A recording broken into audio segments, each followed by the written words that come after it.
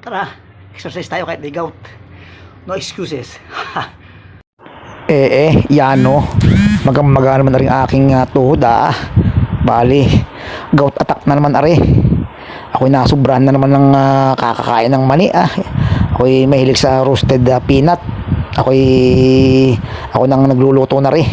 Paano nga ay ayaw kong lumaki aking tiyan, ay di salip na ko'y magminandal ng ayun, mani. Ay nasubrahan naman. Ay di bali, kapag kahit na may gout o ay walang dahilan para tumigil sa pag-ehersisyo. Ako may napanood sa internet, sabi ay ang gym daw, pagbubuhat ay sikreto para sa longevity, lalo't nagkakaedad na. Ay kailangan ay mag-ipon daw ng muscle ba, yun ay napanood ko lang. Walang mawawala kung susubukan. Baka sa nagkakaedad, diba? Magbuhat-buhat na rin kayo.